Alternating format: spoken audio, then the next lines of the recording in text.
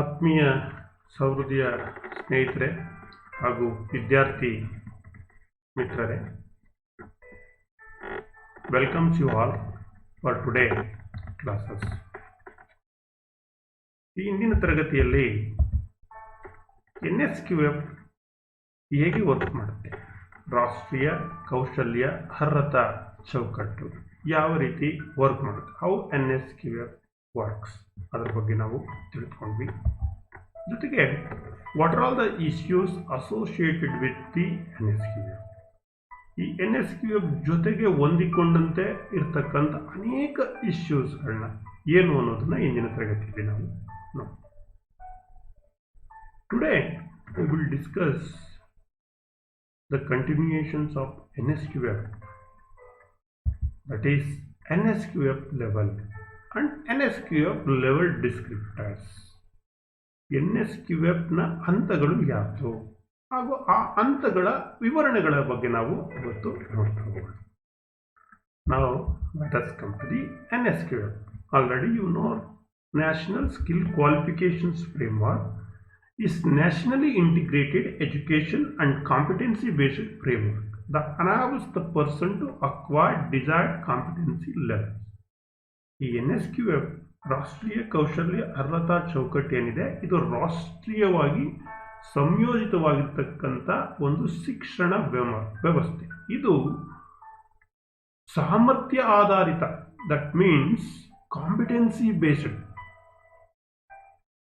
ಸಾಮರ್ಥ್ಯ ಆಧಾರಿತವಾಗಿರ್ತಕ್ಕಂಥ ಒಂದು ಚೌಕಟ್ಟಿದೆ. ಅಂದರೆ ಈ ಒಬ್ಬ ವ್ಯಕ್ತಿ ಆತ ತಾನು ಬಯಸಿದಂಥ ಸಾಮರ್ಥ್ಯದ ಮಟ್ಟವನ್ನು ಪಡೆಯೋದಿಕ್ಕೆ ಈ ರಾಷ್ಟ್ರೀಯ ಕೌಶಲ್ಯ ಅರ್ಹತಾ ಚೌಕಟ್ಟಿನಿದೆ, ಇದು ಅನುವನ್ನು ಮಾಡಿಕೊಡುತ್ತೆ. ಸೊ ಇಲ್ಲಿ ನಾವು NSQF ಲೆವೆಲ್ ಅಂತ ಕರಿತೀವಿ. ಈಗ NSQF level 1, level 2, level 3, level 4, level 5 ಈಗ ನೋಡಿದ್ವಿ. ಇದೇ ರೀತಿ ಸುಮಾರು ಒಂದು 10 ಲೆವೆಲ್. ಈಗ fitter NSQF level 5, electrician NSQF level 5 ಅಂತ ನಾವು ಕರಿತೀವಿ. ಏನು ಈ ಲೆವೆಲ್ಸ್ ಅಂದರೆ, what is NSQF level? So the National Skill Qualifications Framework organizes qualifications according to the series of levels of knowledge, skill and aptitude in different levels and sectors. ಈ ರಾಷ್ಟ್ರೀಯ ಕೌಶಲ್ಯ ಆಧಾರಿತ ಚೌಕಟ್ಟೇನಿದೆ, ಅರ್ಹತಾ ಚೌಕಟ್ಟೇನಿದೆ, ಇಲ್ಲಿ ವಿವಿಧ ಮಟ್ಟದ ಅಂದರೆ ಸೀರೀಸ್ ಆಫ್ ಲೆವೆಲ್ಸ್ ಏನಿದೆ, ನಾಲೆಡ್ಜ್ ಇರ್ಬೋದು, ಸ್ಕಿಲ್ ಇರ್ಬೋದು, ಅಂದರೆ ಜ್ಞಾನ, ಕೌಶಲ್ಯ ಮತ್ತು ಆಪ್ಟಿಟ್ಯೂಡ್ ಅಂತ ಕರಿತೀವಿ, ಯೋಗ್ಯತಾ ಮಟ್ಟಗಳನ್ನು ಅದು ಯಾವ ರೀತಿ ಇರಬೇಕು, ಯಾವ ರೀತಿ ಅದನ್ನು ಆತ ಪಡ್ಕೊಳ್ಬೇಕು ಅನ್ನೋದನ್ನು ಆಯೋಜನೆಯನ್ನು ಮಾಡ್ತಕ್ಕಂಥದ್ದು. ಬೇರೆ ಬೇರೆ ಸೆಕ್ಟರ್ಸ್ನಲ್ಲಿ ಅನೇಕ ಸೆಕ್ಟರ್ಸ್, ಫ್ಯಾಬ್ರಿಕೇಶನ್ಸ್ ಇರ್ಬೋದು, ಮ್ಯಾನುಫ್ಯಾಕ್ಚರಿಂಗ್ ಇರ್ಬೋದು, ಎಲೆಕ್ಟ್ರಾನಿಕ್ಸ್ ಇರ್ಬೋದು, ಅಗ್ರಿಕಲ್ಚರ್ ಇರ್ಬೋದು, ಮೆಡಿಕಲ್ಸ್ ಇರ್ಬೋದು, ಈ ರೀತಿ ಡಿಫರೆಂಟ್ ಸೆಕ್ಟರ್ಸ್ ಮತ್ತೆ ಡಿಫರೆಂಟ್ ಲೆವೆಲ್ಸ್ ಅಲ್ಲಿ ಆತ ಏನೇನು ಯಾವ್ಯಾವ ಹಂತಗಳಲ್ಲಿ ಯಾವ್ಯಾವ ರೀತಿ ಜ್ಞಾನ, ಯಾವ್ಯಾವ ರೀತಿ ಕೌಶಲ್ಯ, ಯಾವ್ಯಾವ ರೀತಿ ಯೋಗ್ಯತೆಯ ಮಟ್ಟಗಳು ಇರಬೇಕು ಅನ್ನೋದನ್ನ ಈ ಲೆವೆಲ್ ಏನ್ ಮಾಡುತ್ತೆ, ನಿರ್ಧಾರವನ್ನ ಮಾಡುತ್ತೆ. ಹಾಗಾಗಿ the national skill qualification framework is composed of 10 levels. ಚೆನ್ನಾಗಿ ಹೇಳಿದೆ. ಎಷ್ಟು ಲೆವೆಲ್ ಇರುತ್ತೆ ಇಲ್ಲಿ? 10 ವಿವಿಧ ಹಂತಗಳಿವೆ, 10 levels, each representing A different level of complexity, knowledge and autonomy required to demonstrate the competency for that level. ಈ ರಾಷ್ಟ್ರೀಯ ಕೌಶಲ್ಯ ಅರ್ಹತಾ ಚೌಕಟ್ಟು ಏನಿದೆ ಮಿತ್ರರೇ, ಇದು 10 ಹಂತಗಳಿಂದ ಕೂಡಿದೆ. ಪ್ರತಿಯೊಂದು ಹಂತವೂ ಕೂಡ ವಿಭಿನ್ನವಾದಂಥ ಮಟ್ಟ ಅಂತ ಕರಿತೀವಿ. ಆ ಒಂದು ವಿಭಿನ್ನ ಮಟ್ಟದ ಸಂಕೀರ್ಣತೆ, ಜ್ಞಾನ, ಸಂಕೀರ್ಣತೆ ಅಂದರೆ ಕಾಂಪ್ಲೆಕ್ಸಿಟಿ ಅಂತ ಕರಿತೀವಿ. ಜ್ಞಾನ, that means knowledge and autonomy, ಒಂದು ಸ್ವಾಯತ್ತತೆಯನ್ನು ಪ್ರತಿನಿಧಿಸ್ತಕ್ಕಂಥ ಕಾರ್ಯವನ್ನು ಇದು ನಿರ್ವಹಿಸುತ್ತೆ. ಆ ಒಂದು ಆತ ಆ ಹಂತದಲ್ಲಿ ಏನನ್ನ ಕಲ್ತಿರ್ತಾನೆ, ಏನು ಸ್ಕಿಲ್ಲು, ಏನು ನಾಲೆಡ್ಜು, ಆತನಿಗಿರ್ತಕ್ಕಂಥ ಔಟ್ಕಮ್ ಏನು, ಅದನ್ನ ಆತ ಡೆಮಾನ್ಸ್ಟ್ರೇಟ್ ಮಾಡಲಿಕ್ಕೆ, ಆತನ ಕೌಶಲ್ಯವನ್ನ ತೋರಿಸ್ಕೊಳ್ಳಿಕ್ಕೆ ಈ ಒಂದು ಲೆವೆಲ್ ಏನಿದೆ ಅಗತ್ಯವಾಗಿ ಇದೆ. ಈ NSQF ಲೆವೆಲ್ಸ್ನಲ್ಲಿ NSQF ಲೆವೆಲ್ ಡಿಸ್ಕ್ರಿಪ್ಟರ್ಸ್ ಅಂತ ಅಂದರೆ ಅದರ ವಿವರಣೆಗಳನ್ನು ಒಂದು ಸ್ವಲ್ಪ ನೋಡೋಣ.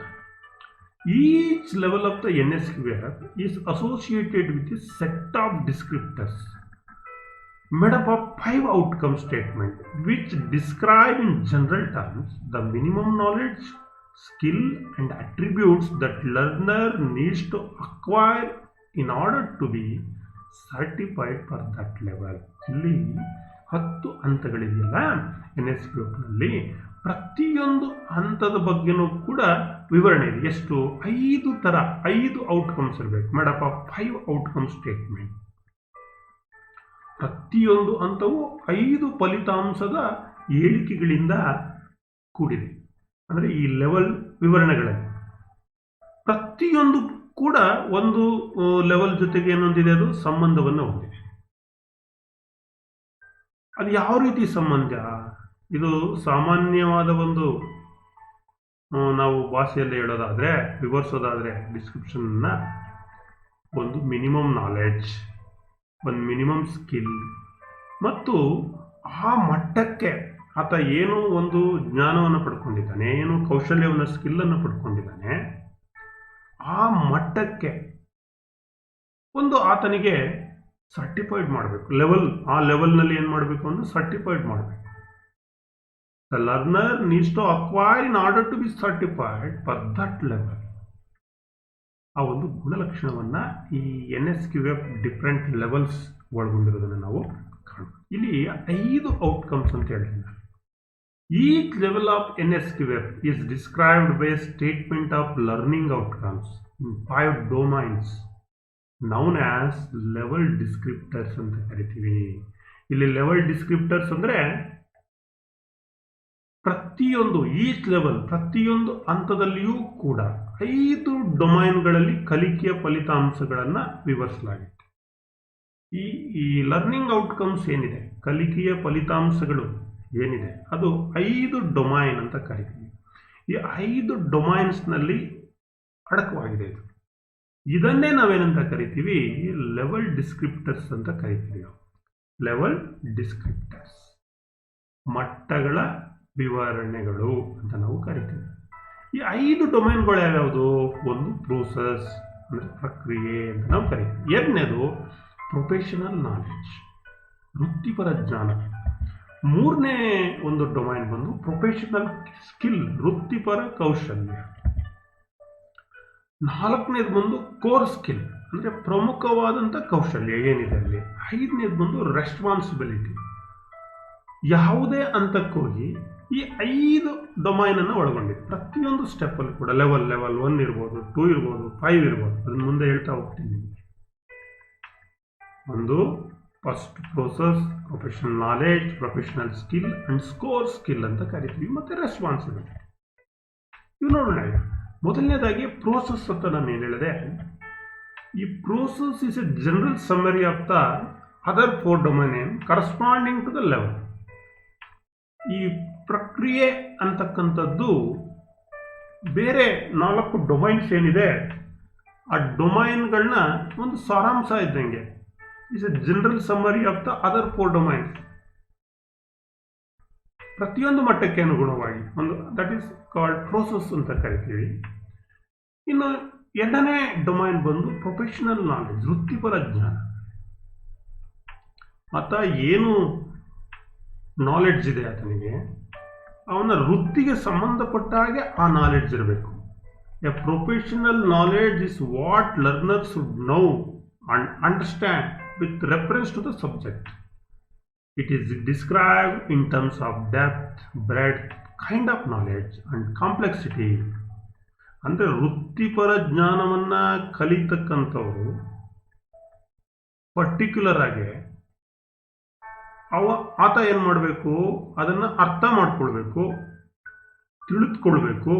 ಅದು ಎಷ್ಟು ಆಳ ಇದೆ, ಎಷ್ಟು ಅಗಲ ಇದೆ, ಮತ್ತು ಯಾವ್ಯಾವೆಲ್ಲ ಜ್ಞಾನದ ಪ್ರಕಾರಗಳು ಯಾವಿದೆ, ಅಲ್ಲಿ ಯಾವ ರೀತಿ ಕಾಂಪ್ಲೆಕ್ಸಿಟಿ ಇದೆ, ಸಂಕೀರ್ಣತೆ ಎಷ್ಟಿದೆ ಅನ್ನೋದ್ರ ಬಗ್ಗೆ ತಿಳ್ಕೋಬೇಕು. ಅದರದ್ದು ವಿವರವನ್ನು ನನಗೆ ನಿಮ್ಗೆ ಹೇಳ್ತಾ ಹೋಗ್ತೀನಿ. ಮೊದಲನೇದು ಡೆಪ್ತ್ ಆಫ್ ನಾಲೆಡ್ಜ್ ಅಂತ ಹೇಳ್ತೀನಿ. Depth of knowledge can be general or specialised. ಯಾವುದೇ ಒಂದು ವೃತ್ತಿಯ ಬಗ್ಗೆ ಆ ವೃತ್ತಿಪರ ಜ್ಞಾನ ಏನಿದೆ ಅವನಿಗೆ ಡೆಪ್ತ್ ಆಫ್ ನಾಲೆಡ್ಜ್ ಏನಿದೆ. ಈ ಡೆಪ್ತ್ ಒಂದು ವೃತ್ತಿಯ ಬಗ್ಗೆ ಆತನಿಗಿರ್ತಕ್ಕಂಥ ನಾಲೆಡ್ಜ್ ಅದು ಜನರಲ್ಲ ಅಥವಾ ಸ್ಪೆಷಲೈಸ್ಡ್, ಸಾಮಾನ್ಯವಾಗಿದೆಯಾ ಅಥವಾ ವಿಶೇಷವಾಗಿದೆಯಾ ಅಂತ ಹೇಳಿ. ಇದು ಇಂಪಾರ್ಟೆಂಟ್ ಪ್ರೊಫೆಷನಲ್ ನಾಲೆಡ್ಜ್ನಲ್ಲಿ. ಇದು ಫಸ್ಟ್ ಪಾಯಿಂಟ್. ಎರಡನೇ ಪಾಯಿಂಟ್ ಬಂದರೆ ಬ್ರೆಡ್ತ್ ಆಫ್ ನಾಲೆಡ್ಜ್ ಅಂತ ಕರಿತೀವಿ. This breadth of knowledge can be range from a single topic to multidisciplinary area of the knowledge. ಇದು ಬ್ರೆಡ್ತ್ ಆಫ್ ನಾಲೆಡ್ಜ್ ಏನಿದೆ, ಒಂದು ವಿಷಯದಿಂದ ಹಿಡಿದು ಅಂದರೆ ಮಲ್ಟಿ ಡಿಸಿಪ್ಲಿನರಿ ಅಂತ ಕರಿತೀವಿ, ಬಹು ಶಿಸ್ತಿನ ಜ್ಞಾನದ ವ್ಯಾಪ್ತಿಯವರೆಗೂ ಇರುತ್ತೆ. ಯಾವುದು? Breadth of knowledge. ಓಕೆ. ಮೂರನೇ ಪಾಯಿಂಟ್ ಬಂದರೆ kinds of knowledge range. Kinds of knowledge. So kinds of knowledge range from concrete to abstract, from segmented to cumulative. ಅಂದರೆ ವಾಸ್ತವಿಕದಿಂದ ಈ ಜ್ಞಾನದ ಪ್ರಕಾರಗಳು ಏನಿದೆ, ಕೈಂಡ್ಸ್ ಆಫ್ ನಾಲೆಡ್ಜ್ ಅಂದರೆ ಬೇರೆ ಬೇರೆ ಜ್ಞಾನಗಳು, ಇದು ವಾಸ್ತವಿಕದಿಂದ, ದಟ್ ಮೀನ್ಸ್ ಕಾಂಕ್ರೀಟ್ ಮೂರ್ತದಿಂದ ಅಬ್ಸ್ಟ್ರಾಕ್ಟ್ ಅಮೂರ್ತದವರೆಗೆ ಇರೋದನ್ನು ನಾವು ಕಾಣ್ತೀವಿ. ಅಂದರೆ ಡೆಪ್ತು, ಬ್ರೆಡ್ತು, ಕೈಂಡ್ಸ್ ಆಫ್ ಜ್ಞಾನದ ಪ್ರಕಾರಗಳು, ಇವು ಮೂರು ಪಾಯಿಂಟ್ ಇಂಪಾರ್ಟೆಂಟ್. ಜೊತೆಗೆ ಇನ್ನೊಂದು complexity of the knowledge.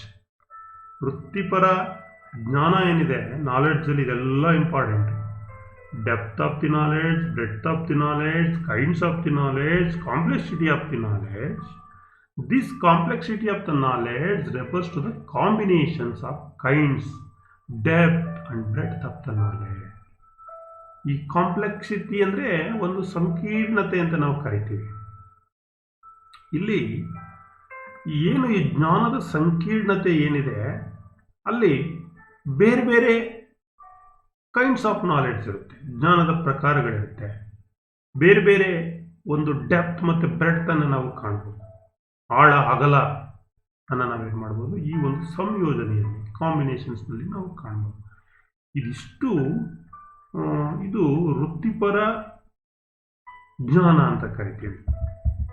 Next ವೃತ್ತಿಪರ ಕೌಶಲ್ಯ ಅಂತ ಒಂದು ಪ್ರೊಫೆಷನಲ್ ಸ್ಕಿಲ್. ಮೂರನೇ ಪಾಯಿಂಟ್. 5 ಪಾಯಿಂಟ್ ಏನಿದೆ ಡೊಮೈನ್ಸ್, ಅದರಲ್ಲಿ ಒಂದು ಪ್ರೋಸೆಸ್ ಆಯಿತು, ಒಂದು ಪ್ರೊಫೆಷನಲ್ ನಾಲೆಡ್ಜ್ ಆಯಿತು. ಈಗ ಮೂರನೇದು ವೃತ್ತಿಪರ ಕೌಶಲ್ಯದ ಬಗ್ಗೆ ಬಂದರೆ, these professional skills are what a learner should be able to do.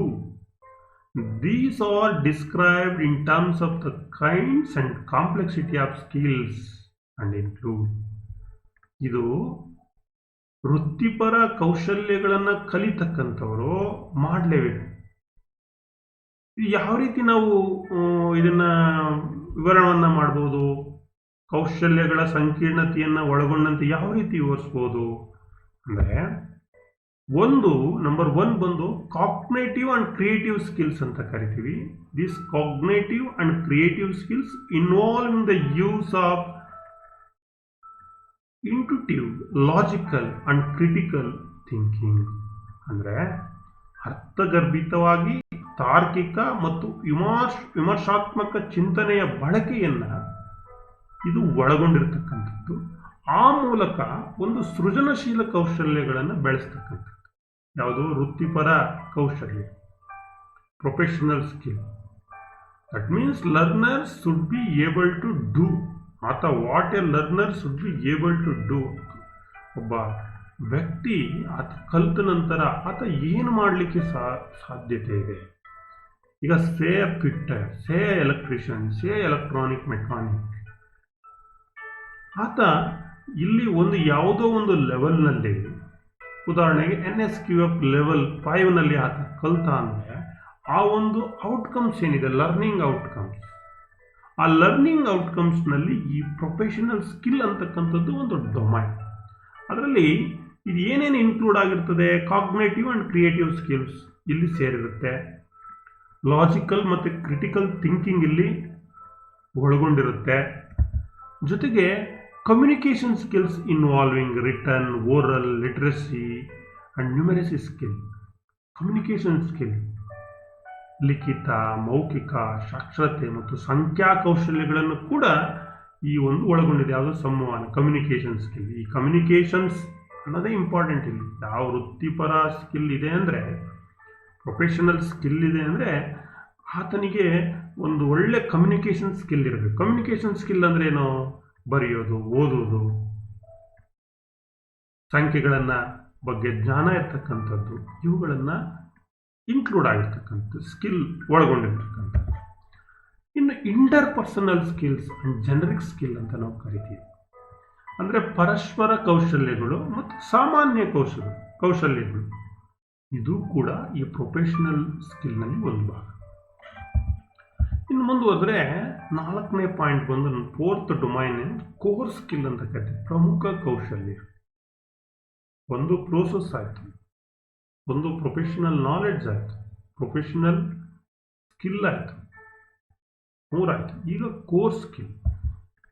Core skill refer to the basic skill involving dexterity and the use of methods, materials, tools and instruments used for performing the job, including IT skills needed for that level. ಇಲ್ಲಿ core skill ಅಂದರೆ ಇದು ಒಂದು basic skill ಅಂತ ಕೂಡ ನಾವು ಕರಿತೀವಿ. ಪ್ರಮುಖ ಕೌಶಲ್ಯಗಳು, ಕೌಶಲ್ಯವನ್ನು ಒಳಗೊಂಡಿರತಕ್ಕಂಥ ಮೂಲ ಕೌಶಲ್ಯಗಳ ದಕ್ಷತೆ, ಡೆಕ್ಸ್ಟರಿಟಿ ಅಂತ ಇದು ಸೂಚಿಸುತ್ತೆ. ಮತ್ತು ಆ ಒಂದು ಲೆವೆಲ್ಗೆ ಅಗತ್ಯವಿರತಕ್ಕಂಥ ಒಂದು IT ಕೌಶಲ್ಯ ಕೂಡ ಇರಬೇಕು. ಇನ್ಫಾರ್ಮೇಷನ್ಸ್ ಆ್ಯಂಡ್ ಟೆಕ್ನಾಲಜಿ ಅಂತ ನಾವೇನು ಕರಿತೀವಿ, ಆ ಕೌಶಲ್ಯ ಕೂಡ ಒಳಗೊಂಡಿರಬೇಕು. ಇಲ್ಲಿ ಆತ ಏನು ಕೆಲಸವನ್ನು ಮಾಡ್ತಾನೆ, ಏನು ಸ್ಕಿಲ್ ಇದೆ, ಅದು ಯಾವ ರೀತಿ ಮೆಥಡು, ಯಾವ ಮೆಥಡನ್ನು ಯೂಸ್ ಮಾಡಬೇಕು, ಯಾವ ಮೆಟೀರಿಯಲ್ಸನ್ನು ಯೂಸ್ ಮಾಡಬೇಕು, ಯಾವ ಟೂಲ್ಸ್ ಮತ್ತು ಇಕ್ವಿಪ್ಮೆಂಟ್ಸನ್ನು ಬಳಸಬೇಕು ಆ ಜಾಬನ್ನು ಮಾಡಬೇಕಾದ್ರೆ ಅನ್ನೋದ್ರ ಜೊತೆಗೆ ಆತನಿಗೆ IT ಸ್ಕಿಲ್ಸ್ ಕೂಡ ಗೊತ್ತಿದೆ. ಆ ಒಂದು ಲೆವೆಲನ್ನು ಆತ ರೀಚ್ ಆಗಬೇಕು. This is called core skill for any knowledge. ಇನ್ನು ಲೆವೆಲ್ಸ್, ಡಿಫ್ರೆಂಟ್ ಲೆವೆಲ್ಸ್ನಲ್ಲಿ ಕೋರ್ ಸ್ಕಿಲ್ ಕೂಡ ಒಂದು ಇಂಪಾರ್ಟೆಂಟ್ ಫ್ಯಾಕ್ಟರ್ಸ್. ಇನ್ನು ಲಾಸ್ಟ್ ಒನ್ ರೆಸ್ಪಾನ್ಸಿಬಿಲಿಟಿ ಅಂತ ಕರಿತೀವಿ, ಹೊಣೆಗಾರಿಕೆ ಅಂತ ನಾವು ಕರಿತೀವಿ. ಇಲ್ಲಿ ರೆಸ್ಪಾನ್ಸಿಬಿಲಿಟಿ ಆಸ್ಪೆಕ್ಟ್ ಡೆಟರ್ಮೈನ್ಸ್ ದಿ ಫಾಲೋಯಿಂಗ್. ಈ ರೆಸ್ಪಾನ್ಸಿಬಿಲಿಟಿ ಆಸ್ಪೆಕ್ಟ್ಸ್ ಏನಿದೆ, ಇದು ಒಂದು ಜವಾಬ್ದಾರಿ. ರೆಸ್ಪಾನ್ಸಿಬಿಲಿಟಿ ಅಂದರೆ ಜವಾಬ್ದಾರಿ ಅಥವಾ ಹೊಣೆಗಾರಿಕೆ ಅಂತ ಕರಿತೀವಿ. ಇಲ್ಲಿ ಕೂಡ ಕೆಲವು ಅಂಶಗಳನ್ನು ಇದು ನಿರ್ಧರಿಸುತ್ತೆ. ಯಾವ್ಯಾವುದು? ಒಂದು ನೇಚರ್ ಆಫ್ ವರ್ಕಿಂಗ್ ರಿಲೇಶನ್ಶಿಪ್, ಕೆಲಸದ ಸಂಬಂಧಗಳ ಸ್ವಭಾವ ಯಾವ ರೀತಿ ಇದೆ.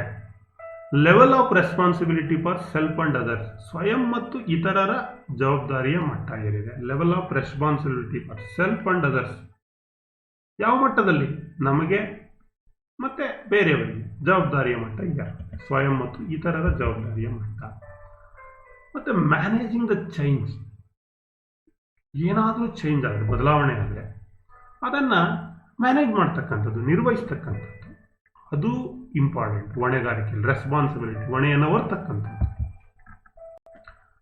ಅಕೌಂಟಬಿಲಿಟಿ ಫಾರ್ ಆಕ್ಷನ್ಸ್, ಪ್ರತಿಯೊಂದು ಕ್ರಿಯೆಗಳಿಗೆ ಹೊಣೆಗಾರಿಕೆ ಇರಬೇಕು. ದಟ್ ಈಸ್ ಅಕೌಂಟಬಿಲಿಟಿ ಅಂತ ನಾವು ಕರಿತೀವಿ. It is also important responsibilities. ಇದಿಷ್ಟು 5 ಡೊಮೈನ್ಗಳ ಬಗ್ಗೆ ಈಗ ನಾವು ತಿಳ್ಕೊಂಡು, ಇವುಗಳನ್ನು ಆಧಾರವಾಗಿ ಇಟ್ಕೊಂಡು, ಈ ಡೊಮೈನ್ಗಳನ್ನು ಆಧಾರವಾಗಿ ಇಟ್ಕೊಂಡು ನಾವು ಬೇರೆ ಬೇರೆ ಹಂತದಲ್ಲಿ ನಾವೇನು ಮಾಡ್ತೀವಿ, ತರಬೇತಿಯನ್ನು ನೀಡ್ತಕ್ಕಂಥದ್ದು, ಸ್ಕಿಲ್ಲನ್ನು ಕಲಿತಕ್ಕಂಥದ್ದು, ಆ ಮೂಲಕ ಒಂದು ನಾವು ಕ್ರೆಡಿಟನ್ನು ಪಡ್ಕೊಂಡು ಕೌಶಲ್ಯವನ್ನು ವೃದ್ಧಿಪಡಿಸ್ಕೊಂಡು ನಾವು ಕೆಲಸಕ್ಕೆ ಸೇರ್ತಕ್ಕಂಥದ್ದು, ನಮ್ಮ ಕೆರಿಯರನ್ನು ಡೆವಲಪ್ಮೆಂಟ್ ಮಾಡ್ಕೊಳ್ಳೋದು ಇಲ್ಲಿ ಭಾಳ ಮುಖ್ಯವಾದ ಅಂಶ. ಇಷ್ಟು ಲೆವೆಲ್ ಡಿಸ್ಕ್ರಿಪ್ಟರ್ಸ್ ಯಾವ್ಯಾವುದಿದೆ 5 ಡೊಮೈನು, ಮತ್ತು ವಾಟ್ ಈಸ್ NSQF ಲೆವೆಲ್ ಅನ್ನೋದ್ರ ಬಗ್ಗೆ ನನಗೆ ಹೇಳಿ. ಈಗ ಇದು ಇನ್ ಡೆಪ್ತ್ ನಾವು ಈಗ ಹೋಗೋಣ.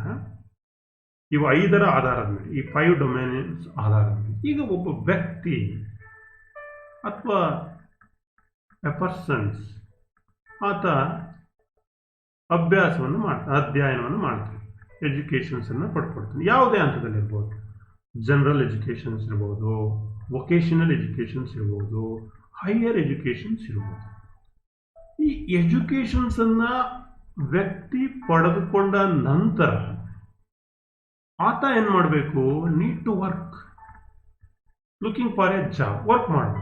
ವರ್ಕ್ ಮಾಡಬೇಕು ಅಂದರೆ ಜಾಬ್ ಬೇಕು ಅವನಿಗೆ. ಜಾಬ್ಗೆ ಕಾಯ್ತಾನೆ, ಜಾಬನ್ನು ಸರ್ಚ್ ಮಾಡಲಿಕ್ಕೆ ಶುರುವಾಗ್ತದೆ. ಈ ಜಾಬನ್ನು ಸರ್ಚ್ ಮಾಡಬೇಕು ಅಂತ ಅಂದರೆ ಆತನಿಗೆ ಏನಿರಬೇಕು? ಒಂದು ನಾಲೆಡ್ಜ್ ಇರಬೇಕು, ಒಂದು ವೃತ್ತಿಪರವಾದಂಥ ನಾಲೆಡ್ಜ್ ಇರಬೇಕು. ತನ್ನ ಫ್ಯೂಚರ್ ಬಗ್ಗೆ ಥಿಂಕ್ ಮಾಡಲಿಕ್ಕೆ, ಈಗೆಲ್ಲ ಓದಾಯಿತು, ಆಟ ಪಾಠ ಎಲ್ಲ ಮುಗೀತು. ಈಗ ಆತನಿಗೆ ಒಂದು ವರ್ಕ್ ನೀಡಿದೆ, ಜಾಬನ್ನು ಹುಡುಕ್ತಾ ಇದ್ದಾನೆ. ಯಾತಕ್ಕೆ ಜಾಬ್ ಹುಡುಕ್ತಾ ಇದ್ದಾನೆ? ಫಾರ್ ಇಸ್ ಫ್ಯೂಚರ್, ತನ್ನ ಮುಂದಿನ ಭವಿಷ್ಯಕ್ಕೋಸ್ಕರ, ತನ್ನ ಮುಂದಿನ ಕ್ಯಾರಿಯರ್ಗೋಸ್ಕರ, ತನ್ನ ಮುಂದಿನ ಡೆವಲಪ್ಮೆಂಟ್ಗೋಸ್ಕರ. ಈ ರೀತಿ ಫ್ಯೂಚರ್ ಬಗ್ಗೆ ಆತ ಯೋಚನೆ ಮಾಡಿದಾಗ, ವಾಟ್ ಜಾಬ್ ವಿಲ್ ಗೆಟ್, ನನಗೆ ಯಾವ ಜಾಬ್ ಸಿಗುತ್ತೆ, how will I get a job, ಯಾವ ಜಾಬನ್ನು ನಾನು ಪಡ್ಕೋಬೋದು, whether will I get a job or not, ನನಗೆ ಕೆಲಸ ಸಿಗುತ್ತೋ ಅಥವಾ ಸಿಗಲ್ವೋ. ಈ ರೀತಿಯಾದಂಥ ಗೊಂದಲಕ್ಕೆ ಈ ಯುವ ಜನತೆ, ಯುವ ಸಮೂಹ ಬಂದ್ಬಿಡುತ್ತೆ. ಅಂತ ಒಂದು ಸಂದರ್ಭ ಏನಾಗಿದೆ, too many youths every year unemploy. ಅನೇಕ ಜನರಲ್ ಎಜುಕೇಷನ್ ತೆಗೆದುಕೊಳ್ತಾರೆ, ಸಾಮಾನ್ಯ ಶಿಕ್ಷಣವನ್ನು ಪಡೆದುಕೊಳ್ತಾರೆ, BA, BCom, like that, diploma, BE, ITI, ಈ ರೀತಿ ಅನೇಕ ಕೋರ್ಸ್ಗಳನ್ನು ಮಾಡಿ ಕೂಡ ಪ್ರತಿ ವರ್ಷ ಅನ್ಎಂಪ್ಲಾಯ್ಡ್ ಯೂತನ್ನು ನಾವು ಕಾಣ್ತಾ ಇದ್ದೇವೆ. ಅಂದರೆ ನಿರುದ್ಯೋಗ ಸಮಸ್ಯೆ ಏನಾಗ್ತಾ ಇದೆ, ಇಲ್ಲಿ ಉಂಟಾಗ್ತಾ ಇದೆ. ಯಾಕೆ ಈ ನಿರುದ್ಯೋಗ ಸಮಸ್ಯೆ ಉಂಟಾಗ್ತಾ ಇದೆ? ಇದನ್ನು ಹೋಗ್ಲಾಡಿಸೋದು ಹೇಗೆ? ಆವಾಗಲೇ ನಮಗೆ ಈ ಕಾನ್ಸೆಪ್ಟ್ ಶುರುವಾದದ್ದು. NSQF, ನ್ಯಾಷನಲ್ ಸ್ಕಿಲ್ ಕ್ವಾಲಿಫಿಕೇಷನ್ಸ್ ಫ್ರೇಮ್ವರ್ಕ್ನಲ್ಲಿ ನಾವು ತರಬೇತಿಯನ್ನು ನೀಡಿದಾಗ ಆ ಒಂದು ವಿವಿಧ ಹಂತಗಳಲ್ಲಿ ಆತ ತರಬೇತಿಯನ್ನು ಪಡ್ಕೊಂಡಾತ ತನ್ನ 5 ಡೊಮೈನ್ಗಳಲ್ಲಿ ಏನು ಮಾಡ್ತಾನೆ? ಸ್ಕಿಲ್, ಕೌಶಲ್ಯವನ್ನು ಗಳಿಸ್ಕೊಳ್ತಾನೆ. ಆ ಮೂಲಕ ಆತ ಏನು ಮಾಡ್ಬೋದು? ಕೆಲಸವನ್ನು ಹುಡುಕಲಿಕ್ಕೆ ಆತನಿಗೆ ಈಜಿ ಆಗುತ್ತೆ. ಮತ್ತು ಡಿಫರೆಂಟ್ ಜಾಬ್ ಆಪರ್ಚುನಿಟೀಸ್ ಬರುತ್ತೆ ಆತನಿಗೆ. ಆತ ಕಲ್ತಿರ್ತಕ್ಕಂಥ ವಿದ್ಯಾರ್ಹತೆ ಮತ್ತು ಸ್ಕಿಲ್ಗೆ ಅನುಸಾರವಾಗಿ ಪ್ರೊಫೆಷನಲ್ ಸ್ಕಿಲ್ ಇರ್ಬೋದು, ಪ್ರೊಫೆಷನಲ್ ನಾಲೆಡ್ಜ್ ಇರ್ಬೋದು, ಕೋರ್ ಸ್ಕಿಲ್ ಇರ್ಬೋದು, ಇವುಗಳಿಗೆ ಅನುಸಾರವಾಗಿ ಫಾರ್ ಎಕ್ಸಾಂಪಲ್ ಡೇಟಾ ಆಪರೇಟ್ಸ್ ಇರ್ಬೋದು, ಒಂದು ಗ್ಯಾರೇಜ್ ಮೆಕ್ಯಾನಿಕ್ ಇರ್ಬೋದು, ಶಾಪ್ ಕೀಪರ್ ಇರ್ಬೋದು, ಸೇಲ್ಸ್ ಏಜೆಂಟ್ ಇರ್ಬೋದು, ಕನ್ಸ್ಟ್ರಕ್ಷನ್ಸ್ ವರ್ಕರ್ ಇರ್ಬೋದು, ಡ್ರೈವರ್ ಇರ್ಬೋದು, ಮೆಕ್ಯಾನಿಕ್ ಇರ್ಬೋದು, ಪಬ್ಲಿಕ್ ಸೇಫ್ಟಿ ಏಜೆಂಟ್ಸ್ ಇರ್ಬೋದು,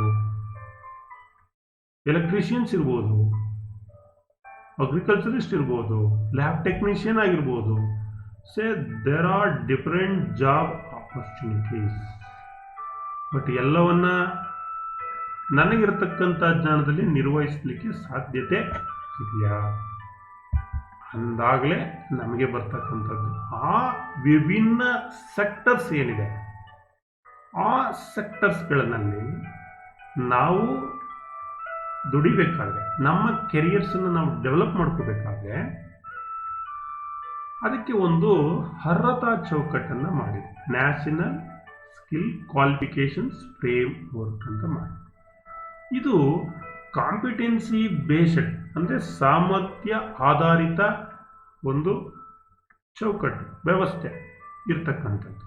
ಆತ ಯಾವ ಸಾಮರ್ಥ್ಯ, ಆತನಿಗೆ ಕೆಲಸವನ್ನು ಮಾಡಲಿಕ್ಕೆ ಇರತಕ್ಕಂಥ ಸಾಮರ್ಥ್ಯ ಏನು ಅನ್ನೋದನ್ನು ವಿವಿಧ ಹಂತಗಳಲ್ಲಿ ನಾವೇನು ಮಾಡ್ತೀವಿ, ಹೇಳ್ತಾ ಹೋಗ್ತೀವಿ. Level 1, level 2, level 3, level 4 like that. So ಈಗ ಲೆವೆಲ್ 1 ನೋಡಿ, ಆತ ಇಲ್ಲಿ ಅದೊಂದು ಗಾರ್ಡನ್ ಕ್ಲೀನ್ ಮಾಡೋದಿರ್ಬೋದು, ಅಥವಾ ಒಂದು ಕ್ಲೀನಿಂಗ್ ಮಾಡ್ತಕ್ಕಂಥ ಕೆಲಸ ಇರ್ಬೋದು, ಮರಗೆಲಸ ಇರ್ಬೋದು, ಅಥವಾ ಸೂಪರ್ವೈಷನ್ಸ್ ಇರ್ಬೋದು, ಪ್ಯಾಕಿಂಗ್ಸ್ ಇರ್ಬೋದು. So these are all the different levels. Level 1, level 2, level 3, level 4 ಅಂದರೆ ಆತ ಯಾವ ಲೆವೆಲ್ ಅಂದರೆ ಆತನ ಜ್ಞಾನ. ಆ 5 ಡೊಮೈನ್ ಏನು ಹೇಳಿದೆ ನಾನು, professional skill, professional knowledge and core skill ಏನು ಹೇಳಿದೆ ನಾನು. ಈ ಲೆವೆಲ್ಸ್ ಒಂದೊಂದು ಹಂತ ಇರುತ್ತೆ. ಒಂದೊಂದು ಹಂತದಲ್ಲಿ ಆತ ಏನೇನು ಅರ್ಹತೆಯನ್ನು ಗಳಿಸ್ಕೊಂಡಿದ್ದಾನೆ, ಕಲಿಕಾ ಫಲಿತಾಂಶಗಳು ಏನಿದೆ ಅವನು, ಅದರ ಆಧಾರದ ಮೇಲೆ ನಾವು ಈ ಲೆವೆಲನ್ನು, ವಿವಿಧ ಹಂತಗಳನ್ನು ನಿರ್ಧರಿಸ್ತಕ್ಕಂಥದ್ದು. ಈ ಲೆವೆಲನ್ನು ನಿರ್ಧರಿಸ್ತಕ್ಕಂಥದ್ದು ಯಾವುದೋ ಈ NSQ, national skill qualifications framework. ಇನ್ನು ಕನ್ಸ್ಟ್ರಕ್ಷನ್ ಒಂದು ಉದಾಹರಣೆಯನ್ನು ನಾವು ತೆಗೆದುಕೊಂಡ್ರೆ ನೋಡಿ, ಈ ರೀತಿ step level 1, level 2, level 3, level 4, level 5 ಈ ರೀತಿ 10 ಹಂತಗಳು ಇರುತ್ತೆ, ವಿಭಿನ್ನ ಹಂತಗಳು ಇರುತ್ತೆ. ಈಗ ಉದಾಹರಣೆಗೆ ಇಲ್ಲಿ ಹೆಲ್ಪರ್ ಮ್ಯಾಷನ್ಸ್ ಕನ್ಸ್ಟ್ರಕ್ಷನ್ಸ್ ಅಂತಂದರೆ ಈ ಮಾಮೂಲಿ ಕಟ್ಟಡ ಕೆಲಸಗಾರರು. ಈ ಕಟ್ಟಡ ಕೆಲಸಗಾರರಲ್ಲಿ ಮೊದಲನೇ ಹಂತ ಏನು, ಗಾರಿಯನ್ನು ಹಾಕೋನು, ಇಟ್ಟಿಗೆಯನ್ನು ಕಟ್ಟೋನು, ಅವ್ರಿಗೆ ಹೆಲ್ಪರ್ ಬೇಕು. ಸೊ ಸಪೋಸ್ ಗಾರಿಯನ್ನು ಕಲಿಸ್ಕೊಡ್ತಕ್ಕಂಥದ್ದು, ಇಟ್ಟಿಗೆಯನ್ನು ತೆಗೆದುಕೊಂಡು ಹೋಗಿ ಕೊಡ್ತಕ್ಕಂಥದ್ದು, ಅದನ್ನೇ ಹೆಲ್ಪರ್ ಮ್ಯಾಷನ್ಸ್ ಅಂತ ನಾವು ಕರಿತೀವಿ. ಎರಡನೇ ಲೆವೆಲ್ ಬಂದರೆ ಅಸಿಸ್ಟೆಂಟ್ ಮೆಷನ್ಸ್, ಮೂರನೇ ಲೆವೆಲ್ ಬಂದರೆ ಮೆಷನ್ಸ್ ಜನರಲ್. ಅದೇ ರೀತಿ 5ನೇ ಲೆವೆಲ್, 4ನೇ ಲೆವೆಲ್ ಬಂದರೆ ಮೆಷನ್ ಸ್ಪೆಷಲ್ ಫಿನಿಶಿಂಗ್, ಫೋರ್ಮ್ಯಾನ್ ಕಾಂಕ್ರೀಟ್.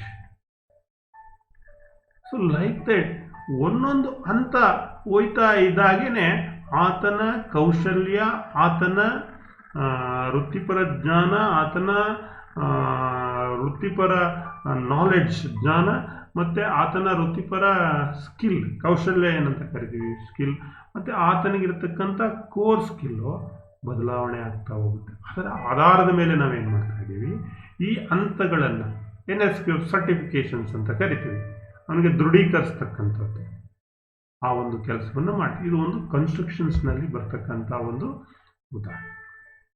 ಇನ್ನು ಒಂದು IT ಸೆಕ್ಟರ್ಸ್ನಲ್ಲಿ ನಾವು ನೋಡೋದಾದರೆ, ಈಗ ನೋಡಿ, ಈಗ ಲೆವೆಲ್ 4 ಅಂತ ಕರಿತೀವಿ. ಈಗ ಹಿಂದೆ ನಾವು IT-ನಲ್ಲಿ ಲೆವೆಲ್ 4 ಅಂತ ಕರಿತೀವಿ. ನೋಡಿ, ಈ ಲೆವೆಲ್ 4ನಲ್ಲಿ ಈತ ಎಲ್ಲಿದ್ದಾನೆ, IT-ನಲ್ಲಿ ಡೊಮೆಸ್ಟಿಕ್ ಡೇಟಾ ಎಂಟ್ರಿ ಆಪ್, ಬರೀ data entry op. And level 5ಗೆ ಬಂದಾಗ ಟೆಕ್ನಿಕಲ್ ರೈಟರ್, ಡೆವಲಪರ್ಸ್ ಆಗ ಟೆಕ್ನಿಕಲ್ ರೈಟರ್. ಲೆವೆಲ್ 6ಗೆ ಬಂದೇನಾಗ master trainer of software. Level 7ಗೆ ಬಂದಾಗ ಸಪ್ಲೈ ಚೈನ್ ಅಸೋಸಿಯೇಟ್ SCM ಅಂತ ಕರಿತೀವಿ. SCM ಅಂತ ಸಪ್ಲೈ ಚೈನ್ ಮ್ಯಾನೇಜ್ಮೆಂಟ್ ಅಂತ ಕರಿತೀವಿ. ಲೆವೆಲ್ 8ಗೆ ಹೋದಾಗ ಮ್ಯಾನೇಜ್ಮೆಂಟ್ ಟ್ರೈನಿ ಆಗ. ಸೊ ಇದೇ ಥರ ಅಪ್ ಟು ಅವನ ಕೆರಿಯರ್ ಏನಾಗ್ತಾ ಇದೆ, ಹಂತವಾಗಿ ಮೇಲಾಗಿ ಹೆಲ್ಪರಿಂದ ಆತ ಒಂದು ಟಾಪ್ ಹಂತವನ್ನು ತಲುಪ್ತಾರೆ. ಅದೇ ಈ 10 ಹಂತಗಳನ್ನು ನಾವು ಈಗ ನಮ್ಮ ನ್ಯಾಷನಲ್ ಸ್ಕಿಲ್ ಕ್ವಾಲಿಫಿಕೇಷನ್ಸ್ ಫ್ರೇಮ್ವರ್ಕ್ನಲ್ಲಿ ಅಳವಡಿಸ್ಕೊಂಡಿದ್ದೀವಿ. ವಿವರಣೆಯನ್ನು ನಾನು ಕೊಡ್ತಾ ಹೋಗ್ತಾ ಇರ್ತಕ್ಕಂಥದ್ದು ಈ ಲೆವೆಲ್ಸ್ ಬಗ್ಗೆ. ಈಗ ಅದೇ ರೀತಿ ಒಬ್ಬ ಪ್ಲಂಬರನ್ನು ನಾವು ತೆಗೆದುಕೊಂಡ್ರೆ, ಈಗ first plumber general helper level 1, level 2 ಬಂದರೆ plumber general assistant. First helper, ಆಮೇಲೆ ಅಸಿಸ್ಟೆಂಟ್, ಆಮೇಲೆ ಪ್ಲಂಬರ್ ಜನರಲ್. ಅಸಿಸ್ಟೆಂಟ್ ಇದ್ದನೇನ ಜನರಲ್, ಆಮೇಲೆ ಪ್ಲಂಬರ್ ಜನರಲ್ 2, ಆಮೇಲೆ ಪ್ಲಂಬಿಂಗ್ ಫೋರ್ಮ್ಯಾನ್, ಆಮೇಲೆ ಬಾತ್ರೂಮ್ ಅಂಡ್ ಕಿಚನ್ ಡಿಸೈನರ್, ಆಮೇಲೆ ಪ್ಲಂಬಿಂಗ್ ಸೈಟ್ ಇಂಜಿನಿಯರ್, ಅಂದರೆ waste water system design engineer. ನೋಡಿ, ಹೀಗೆ ಬೇರೆ ಬೇರೆ ಹಂತ ಲೆವೆಲ್ 1ನಿಂದ ಇಲ್ಲಿ ನೋಡಿ ಲೆವೆಲ್ 8ವರೆಗೆ ತಲುಪ್ತಾ ಇದೆ. ಈಗ ಇನ್ನು ಲೆವೆಲ್ 10ವರೆಗೂ ಕೂಡ ಆತ ಅದೇ ಒಂದು ಸಿಸ್ಟಮ್ನಲ್ಲಿ ಆತನಿಗೆ ಇರ್ತಕ್ಕಂಥ ವೃತ್ತಿಪರವಾದಂಥ ಜ್ಞಾನ ಮತ್ತು ವೃತ್ತಿಪರವಾದಂಥ ಕೌಶಲ್ಯ ಮತ್ತು ಕೋರ್ ಸ್ಕಿಲ್ಗಳನ್ನು ಅಳವಡಿಸ್ಕೊಂಡು ಅವನು ಯಾವುದೇ ಲೆವೆಲನ್ನು ಆತ ಅಂದರೆ ತನ್ನ ಜ್ಞಾನವನ್ನು ವೃದ್ಧಿಯನ್ನು ಮಾಡ್ಕೊಳ್ತಕ್ಕಂಥದ್ದು. ಅಂದರೆ ಕಾಂಪಿಟೆನ್ಸಿ ಬೇಸ್ಡ್ ಆತನ ಕಲಿಕಾ ಸಾಮರ್ಥ್ಯ ಏನಿದೆ ಅದರ ಆಧಾರದ ಮೇಲೆ ಈ ಲೆವೆಲ್ಸನ್ನು ನಾವೇನು ಮಾಡ್ತಾ ಹೋಗ್ತೀವಿ, ನಿರ್ಧಾರವನ್ನು ಮಾಡಿಕೊಂಡು ಹೋಗ್ತೀವಿ. ಆತನ ಕಲ್ತಿರ್ತಕ್ಕಂಥ ಕಾಂಪಿಟೆನ್ಸಿಗೆ ಆಧಾರವಾಗಿ ಆತನಿಗೆ ಏನು ಬರುತ್ತೆ, ಒಂದು ಸರ್ಟಿಫಿಕೇಟ್ ಬರುತ್ತೆ. ಮತ್ತೆ ಅದು ಅಲ್ಲಿಗೆ ನಿಲ್ಲಲ್ಲ, ಮತ್ತೆ ಏನು ಮಾಡ್ಬೋದು, ಬೆಳೀತಾ ಹೋಗ್ಬೋದು. So there is in no end. Different sector ನಾನು ಹೇಳಿದೆ. ಉದಾಹರಣೆಗೆ ಒಂದು ಕನ್ಸ್ಟ್ರಕ್ಷನ್ಸ್ ಹೇಳಿದೆ, ಮತ್ತು ಐ ಟಿ ಸೆಕ್ಟರ್ಸ್ ಹೇಳಿದೆ, ಪ್ಲಂಬಿಂಗ್ ಬಗ್ಗೆ ನಾನು ಯಾವ ರೀತಿ ಹಂತಗಳನ್ನು ಆತ ಹತ್ಬೋದು, ಬೇರೆ ಬೇರೆ ಲೆವೆಲ್ ಆಫ್ ಏನಿದೆ NSQ ಲೆವೆಲ್ಸ್ ಅನ್ನೋದನ್ನು ತೋರಿಸ್. ಅದೇ ರೀತಿ ಬೇರೆ ಬೇರೆ ಸೆಕ್ಟರ್ಸ್, ಡಿಫ್ರೆಂಟ್ ಸೆಕ್ಟರ್ಸ್, ಅಗ್ರಿಕಲ್ಚರ್ ಇರ್ಬೋದು, ಬ್ಯೂಟಿ ವೆಲ್ನೆಸ್ ಇರ್ಬೋದು, ಕ್ಯಾಪಿಟಲ್ ಗೂಡ್ಸ್ ಇರ್ಬೋದು, ಪ್ರೊಡಕ್ಷನ್ಸ್ ಇರ್ಬೋದು, food processing, iron and steel, life science, media and entertainment, mining, retail sector, textile sector, telecom sector, tourisms ಇರ್ಬೋದು, ಹಾಸ್ಪಿಟಾಲಿಟಿ ಇರ್ಬೋದು, tourism and hospitality, security, leather, handicrafts, electronics and hardware, ಅನೇಕ health care, automotive. ಈ ರೀತಿ there are so many sectors. ಈ ಎಲ್ಲ ಸೆಕ್ಟರ್ಸ್ಗಳಲ್ಲಿ ನಾವು ಆಯ್ಕೆ ಮಾಡಿದ ಸೆಕ್ಟರ್ಸ್ಗಳಲ್ಲಿ ನಾವೇನು ಮಾಡ್ಬೋದು, ಬೇರೆ ಬೇರೆ ಹಂತದ ಲೆವೆಲ್ನಲ್ಲಿ ನಾವು ಕೌಶಲ್ಯವನ್ನು ಕಲ್ತ್ಕೊಳ್ಬೇಕು. ಸೊ ಯಾವ ಹಂತದಲ್ಲಿ ನಾವು ಕೌಶಲ್ಯವನ್ನು ಕಲ್ತ್ಕೊಳ್ತೀವೋ ಅದನ್ನು ನಿರ್ಧಾರವನ್ನು ಮಾಡ್ತಕ್ಕಂಥದ್ದು that is NSQF, national skill qualification frame. ಈಗ ಉದಾಹರಣೆಗೆ ನೋಡಿ, ಇಲ್ಲಿ ಕನ್ಸ್ಟ್ರಕ್ಷನ್ ಸೆಕ್ಟರ್ಗೆ ನಾವು ಬರೋದೇ ಆದರೆ ಇಲ್ಲಿ ನೋಡಿ, ಇದು ಕನ್ಸ್ಟ್ರಕ್ಷನ್ Q0101 ಈ ರೀತಿ ಹೋಗ್ತಾ ಇದೆ. Helper mason, assistant mason, mason general, mason tiling, mason concrete, mason marble, granite and stone, ಅದರಲ್ಲೇ ಅನೇಕ ಫೋರ್ಮ್ಯಾನ್ ಕಾಂಕ್ರೀಟ್. ಈ ರೀತಿ ಹಂತವಾಗಿ ಸೂಪರ್ವೈಸರ್, ಸ್ಟ್ರಕ್ಚರ್, ಕಾರ್ಪೆಂಟರ್ ಇರ್ಬೋದು, ರೇಇನ್ಫೋರ್ಸ್ಮೆಂಟ್ ಫಿಟ್ರ್ ಇರ್ಬೋದು, ಬಾರ್ಬೆಂಡರ್ ಇರ್ಬೋದು, ಫೋರ್ಮ್ಯಾನ್ಸ್ ಸ್ಕ್ಯಾಫೋಲ್ಡಿಂಗ್ ಇರ್ಬೋದು, ಫೋರ್ಮ್ಯಾನ್ ಫಾರ್ಮ್ ವರ್ಕ್ ಇರ್ಬೋದು. ಈ ರೀತಿ ಅನೇಕ ಹಂತಗಳನ್ನು, ಕಲಿಕೆಯನ್ನು ಆತ ಕಲ್ತ್ಕೊಳ್ಳೋದು. So that is called learning outcomes ಅಂತ. ಈ ಲರ್ನಿಂಗ್ ಔಟ್ಕಮ್ಸ್ ಇದು ಕಾಂಪಿಟೆನ್ಸಿ ಬೇಸ್ಡ್, ಸಾಮರ್ಥ್ಯ ಆಧಾರಿತ ಚೌಕಟ್ಟಿದೆ. ಅದರ ಆಧಾರದ ಮೇಲೆ ಆತ ಆ ಒಂದು ಲೆವೆಲನ್ನು ತಲುಪ್ತಾರೆ. So that is called level. There are so many sectors. ನಾನು ಹಿಂದೆ ಹೇಳಿದೆ. ಈ NOS ಅಂತ ಒಂದಿದೆ, ನ್ಯಾಷನಲ್ ಆಕ್ಯುಪೇಷನಲ್ ಸ್ಟ್ಯಾಂಡರ್ಡ್ಸ್. ಅಂದರೆ ಈ ಸೆಕ್ಟರ್ಗೆ ಸಂಬಂಧಪಟ್ಟ NOS ಅಂತ ಕರಿತೀವಿ. ಅದರಲ್ಲಿ ತಿಳಿಸ್ತಾರೆ ಈ ಅಸಿಸ್ಟೆಂಟ್ ಮ್ಯಾಷನ್ ಜಾಬ್ ರೋಲ್ ಏನು, ಯಾವ್ಯಾವ ಹಂತದಲ್ಲಿ ಆತ ಏನೇನು ಕೆಲಸ ಮಾಡ್ತಾನೆ. ಈಗ ಒಬ್ಬ ಅಸಿಸ್ಟೆಂಟ್ ಮ್ಯಾಷನ್ಸ್ ಜಾಬ್ ರೋಲ್ ಏನಿದೆ, ಈಗ ಒಂದು ಗಾರೆ ಕೆಲಸದಲ್ಲಿ ಹೆಲ್ಪನ್ನು ಮಾಡ್ತಾನೆ. ನೋಡಿ ಇಲ್ಲಿ ಏನು ಮಾಡ್ತಾ ಇದ್ದಾನೆ ನೋಡಿ, ಇಲ್ಲಿ ಮರಳು, ಸಿಮೆಂಟ್ ಎಲ್ಲ ಮಿಕ್ಸ್ ಮಾಡ್ತಾ ಇರ್ತಕ್ಕಂಥದ್ದು, ಇಲ್ಲಿ ಪ್ಲಾಸ್ಟಿಂಗ್ ಮಾಡ್ತಾ ಇರ್ತಕ್ಕಂಥದ್ದು, ಇಟ್ಟಿಗೆಯನ್ನು ಕಟ್ತಾ ಇರ್ತಕ್ಕಂಥದ್ದು, ಸೊ ಇಟ್ಟಿಗೆಯನ್ನು ತೆಗೆದುಕೊಂಡು ಹೋಗ್ತಾ ಇರ್ತಕ್ಕಂಥದ್ದು. These are all what standard? National occupational ಸ್ಟ್ಯಾಂಡರ್ಡ್ಗೆ ಅನುಸಾರವಾಗಿ ನಿರ್ಧರಿತವಾಗಿದೆ, NOSಗೆ ನಿರ್ಧಾರವಾಗಿದೆ. ಅದರಲ್ಲಿ ನಾನು ಹೇಳಿದೆ ಹಿಂದೆ, ನಾನು ಪಟ್ಟಿ ತೋರಿಸ್ದೆ, ಕನ್ಸ್ಟ್ರಕ್ಷನ್ಸ್ಗೆ ಸಂಬಂಧಪಟ್ಟ ಹಾಗೆ ಒಂದು ಆಕ್ಯುಪೇಷನಲ್ ಸ್ಟ್ಯಾಂಡರ್ಡ್ಸ್ ಏನಿದೆ ಅದು NOS 1, NOS 02, NOS 05, NOS 03, NOS 04. ಈ ಥರ ಆತ ಏನು ಕಲ್ತಿದ್ದಾನೆ, ಇಲ್ಲೇ ಬೇರೆ ಸ್ಕಿಲ್ ಅಕ್ವೈರ್ಡ್ ಮಾಡಿದ್ದಾನೆ, ಇಲ್ಲೇ ಬೇರೆ ಸ್ಕಿಲ್ ಅಕ್ವೈರ್ಡ್, ಇಲ್ಲೇ ಬೇರೆ ಸ್ಕಿಲ್ ಅಕ್ವೈರ್ಡ್, ಇಲ್ಲೇ ಬೇರೆ ಸ್ಕಿಲ್ ಅಕ್ವೈರ್ಡ್, ಇಲ್ಲೇ ಬೇರೆ ಸ್ಕಿಲ್. ಅಂದರೆ ದೆರ್ ಆರ್ ಡಿಫ್ರೆಂಟ್ ಸ್ಟೆಪ್ಸ್. ಇವನ್ನೇ ಏನಂತ ಕರಿತೀವಿ ನಾವು ಅಂದರೆ ಕ್ವಾಲಿಫಿಕೇಷನ್ಸ್ ಪ್ಯಾಕ್ ಅಂತ ಕರಿತೀವಿ, QPs ಅಂತ ಕರಿತೀವಿ, ಕ್ವಾಲಿಫಿಕೇಷನ್ ಪ್ಯಾಕ್ಸ್ ಅಂತ ನಾವು ಕರಿತೀವಿ. ಆ ಮೂಲಕ NSQF ವಿವಿಧ ಹಂತಗಳಲ್ಲಿ ನಾವು ಕೌಶಲ್ಯವನ್ನು ಕಲ್ತ್ಕೊಂಡಾಗ ನಮಗೆ ಬೇರೆ ಬೇರೆ NSQF ಸರ್ಟಿಫಿಕೇಷನ್ಸ್ ಅಂತ ಕೊಡ್ತಾರೆ. ರೀಚ್ ಆಗೋದು ಲೆವೆಲ್ 1ಇಂದ ನಾವು ಲೆವೆಲ್ 10ವರೆಗೂ ನೋಡಿ, ಈ ಹಂತದಿಂದ ಲೆವೆಲ್ 1ಇಂದ ಲೆವೆಲ್ 10ವರೆಗೆ ರೀಚ್ ಆಗಲಿಕ್ಕೆ ಸಾಧ್ಯತೆ ಇರುತ್ತೆ. ಸೊ ಇವತ್ತಿಗೆ ಈ ತರಗತಿನಲ್ಲಿ ಇಷ್ಟು ಸಾಕು. ಇದರಲ್ಲಿ ಯಾವ ರೀತಿ ನೋಡಿ, ನಿಮಗೆ ಈ ಸ್ಕಿಲ್ ಅಸೆಸ್ಮೆಂಟನ್ನು ನಾವು ಮಾಡ್ತೀವಲ್ಲ, ಕ್ರೆಡಿಟ್ಸ್ ನೋಡಿ, ಲೆವೆಲ್ 4 7654 ಇದೆ. ಅಲ್ಲಿ ಸುಮ್ಮನೆ ಒಂದು ಎಕ್ಸಾಂಪಲ್ಸನ್ನು ಕೊಟ್ಟಿದ್ದೀನಿ. ವೆಕೇಷನಲ್ ಕೋರ್ಸ್ನಲ್ಲಿ ಸ್ಕಿಲ್ ಕಾಂಪೊನೆಂಟ್ ಕ್ರೆಡಿಟ್ಸು ಲೆವೆಲ್ 4ನಲ್ಲಿ 18 ಇದೆ. ಜನರಲ್ ಎಜುಕೇಷನ್ಸ್ನಲ್ಲಿ 12 ಕೊಡ್ತಾರೆ. ಹಾಗೆ ಟೋಟಲ್ ಎಷ್ಟಾಯಿತು? 30 ಆಯಿತು. ಅದೇ ರೀತಿ ನಮ್ಮ ಲೆವೆಲ್ 5 ನೋಡಿ 36 skill component credits, general educations credit 24, ಎರಡನ್ನೂ ಸೇರಿಸಿದ್ರೆ 60 ಆಯಿತು. ಸೊ ಈ ರೀತಿ ನೋಡಿ ಅಂತ ಮೇಲೆ ಹೋಗ್ತಾ ಇದ್ದಂಗೆ ನಮ್ಮ ಕ್ರೆಡಿಟ್ಸು ಮತ್ತು ಅವಾರ್ಡ್ ಏನಾಗ್ತಾ ಇದೆ? ಜಾಸ್ತಿ ಆಗ್ತಾ ಇದೆ. ಕ್ರೆಡಿಟ್ ಆ್ಯಂಡ್ ಅವಾರ್ಡ್ಸ್ ಏನಾಗ್ತಾ ಇದೆ? ಜಾಸ್ತಿ ಆಗ್ತಾ ಇದೆ. ಸೊ ಮುಂದಿನ ತರಗತಿಯಲ್ಲಿ ಇದನ್ನು ಮತ್ತೆ ಕಂಟಿನ್ಯೂ ಮಾಡ್ತೀನಿ ನಾನು. NSQF ಲೆವೆಲ್ ಡಿಸ್ಕ್ರಿಪ್ಟರ್ಸ್ನಲ್ಲಿ 5 ಡೊಮೈನ್ಸ್ ಏನಿದೆ, ಲೆವೆಲ್ 1, ಲೆವೆಲ್ 2, ಲೆವೆಲ್ 10ವರೆಗೆ ನಮಗೆ ನೆಕ್ಸ್ಟ್ ಮುಂದಿನ ತರಗತಿಯಲ್ಲಿ ತಿಳಿಸ್ಕೊಂಡು ಹೋಗ್ತೀನಿ. Thank you one and all for hearing us till now. ಎಲ್ಲರಿಗೂ ಧನ್ಯವಾದಗಳು ಸ್ನೇಹಿತರೆ, ವಿದ್ಯಾರ್ಥಿ ಮಿತ್ರರೇ, ಧನ್ಯವಾದ.